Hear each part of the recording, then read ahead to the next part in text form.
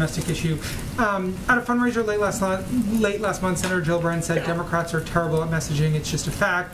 Representative Susan Wild said that one of her constituents firmly believes the extra money in their bank account from the child tax credit is thanks to the former president. Do you agree with Senator Gillibrand's assessment? How do you plan to address some of the challenges the party has faced in selling its agenda?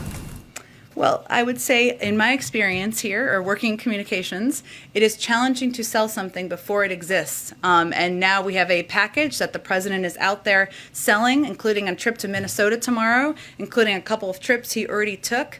And our message is very clear and coordinated and united across the Democratic Party. And now it's the time to do that, which is that the president's agenda, the Democratic agenda, is going to lower costs for people across the country and give them some more breathing room.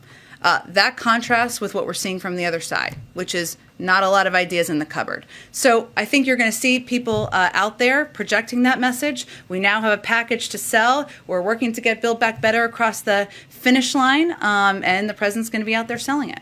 But I think I'll stop there. Go ahead. Okay. Does the economic team have any projections for what the new variant might do for growth, for inflation, for the job market? Not quite yet that I'm obviously aware of. It is something obviously we will continue to assess, but at this point in time, there haven't been additional restrictions beyond the travel that have been put in place. I mean, as it relates to CDC guidance. So I don't have any new projections at this point from our economic team. And the holiday spending figures, if those hold and the entire holiday shopping season is higher than it was last year by a lot, does the president expect that the supply chains will be able to handle that? Or do you all expect, and you're bracing people for wshortages, higher prices, et cetera?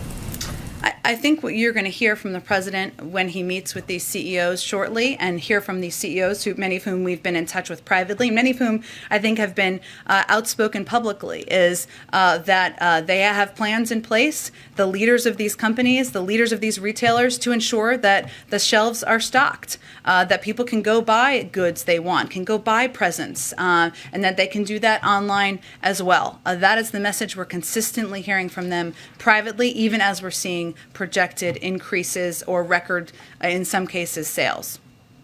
Go ahead.